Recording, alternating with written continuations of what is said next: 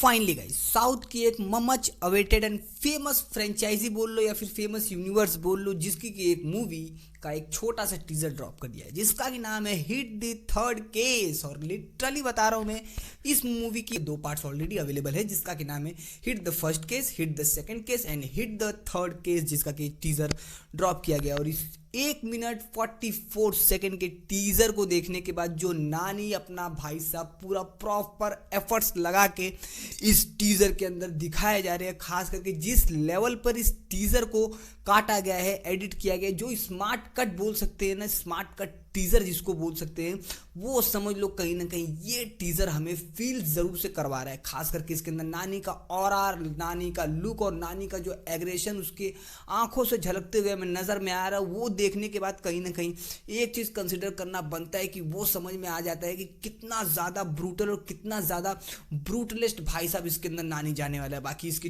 Teaser को देखने के बाद क्या इसकी स्टोरी लाइन हमें समझ में आई है, अगर उसके बारे में थोड़ी सी बात करें तो देखो भैया, इसके अंदर एक मर्डर होने वाला है जो कि प्रोफेशनल मर्डर, जो कि साइको किलर, साइको पैथ वाला मर्डर इसके अंदर कोई तो होगा।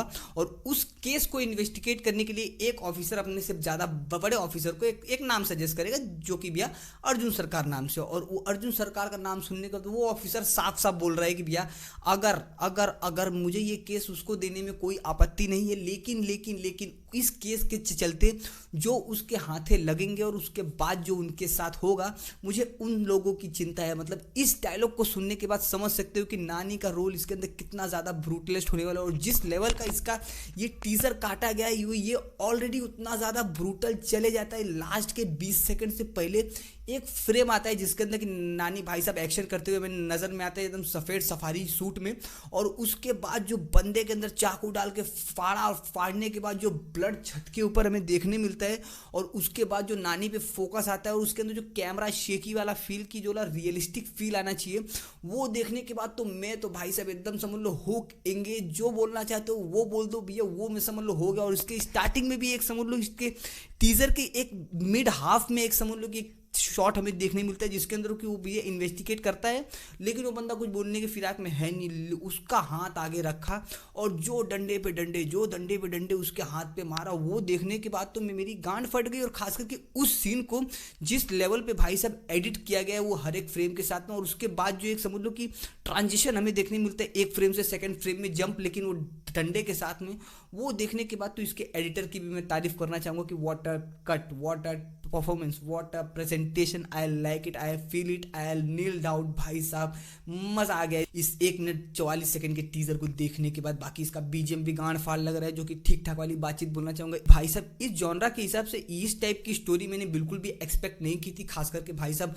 नानी को तो भाई साहब मैं एकदम समझ लो नानी का फैन हूँ भाई साहब। उसकी लास्ट मूवी अगर मैंने कोई इंजॉय की थी तो वो मेरे ख्याल से थी सूर्या सैटरडे। और जो बंदे ने उसके अंदर काम किया था, जो लेवल का एक्शन, जो लेवल का एक्सपीरियंस, जो लेवल की परफॉर्मेंस, जो लेवल का कैरेक्टर बिल्डअप उसका था, वो सारी चीज़ें देखने में काफ़ी ज़्यादा अमेजिंग लगी थी। भले पब्लिक ने भी उसको हिंदी डब में उतना सपोर्ट नहीं किया, लेकिन ओटीटी पे आने के बाद पब्लिक तो जानते हुए कि खजूर के बाद अजूर खजूर हो जाती है, एकदम दीवाना, अरे क्या कर दिया। लेकिन यही है कि थोड़ा सा सपोर्ट करो भाई तुम लोग भी। मार्को को जिस लेवल का प्यार मिला था भाई साहब, उस लेवल का प्यार इस मूवी को जरूर से मिलना चाहिए। खास करके जो इसका मुझे देखने मिल रहा है अभी तो भाई साहब 1 मिनट 44 सेकंड का टीजर ही आया, और टीजर जब इतनी होप्स और इतना ज़्यादा ग्रैंड स्केल पर जाते हुए नजर में आ रहा है, तो सोचो भाई साहब इसका जब ट्रेलर आएगा और ट्रेलर के बाद मूवी आएगी तो क्या हाइप क्रिएट, क्या समझ लो इसका कलेक्शंस आएंगे, वो तो मैं सोच के समझ लो अभी से ही समझ लो हैंग हो चुका हूँ। क्या इसका फील होने वाला है, क्या इसका ऑरा क्रिएट होने वाला है। बाकी इसके अंदर देखो कौन से कास्ट है, कितने एक्टर्स है, क्या है क्या नहीं है, उसके बारे में तो बिल्कुल भी देखो इसके अंदर कुछ आइडिया नहीं है, क्योंकि इस टीजर के अंदर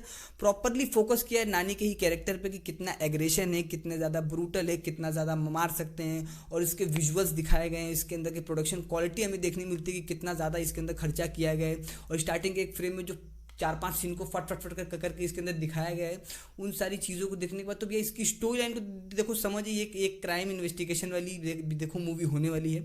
लेकिन इसका जो कॉन्सेप्ट इसकी बाकी की मूवी से शायद थोड़ा बहुत अलग हो सकता है, क्योंकि मैं देखो इसकी दोनों ही मूवीज़ को मैंने बिल्कुल भी नहीं देखा। खास करके इसका जो फर्स्ट केस था उसका एक रीमेक भी बना था बॉलीवुड में, जिसके अंदर कि भैया राजकुमार राव अपने थे, उस मूवी को भी मैंने बिल्कुल भी नहीं देखा। यानी कि इनकी तीनों ही मूवीज़ को मैंने बिल्कुल नहीं देखा, दो इस फ्रेंचाइज के अंदर की, और एक या अलग से रीमेक वाली। तो मेरे लिए तो समझ लो ये मूवी एक न्यू एंड बेहतरीन एक्सपीरियंस वाली तो भैया कॉन्सेप्ट जरूर से होने वाला। और मैं तो भाई साहब इसके टीजर को देखने के बाद हुक फुक फुक सब कुछ हो चुका हूँ। बाकी इस मूवी की रिलीज डेट कंफर्म भाई साहब 1 मई 2025 को भैया थिएटर्स में देखने मिल जाएगी। तो भैया अभी से ही तुम भैया टिकट लेके तैयार हो जाओ। तो यही था मेरा पर्सनल ओपिनियन। बाकी अगर तुमने इस छोटे से टीजर को देखा हो तो तुमको कैसा लगा, क्या फीलिंग्स आई, और नानी की कौन सी ऐसी मूवी थी जो तुमको काफी ज्यादा पसंद आई, वो सारी चीजें हमें कमेंट करके जरूर से बता सकते हैं। बाकी अगर वीडियो में कुछ भी अच्छा लगा हो मेरी जान तो भैया चैनल को सब्सक्राइब कर लीजिएगा, बेल आइकन प्रेस कर लीजिएगा। इसी तरह के अलग अलग कंटेंट्स की अपडेट आपको सबसे पहले नोटिफाई हो। तब तक के लिए मिलते किसी और अमेजिंग वीडियो में। आप देख रहे हैं Raj for review YouTube channel. Bye.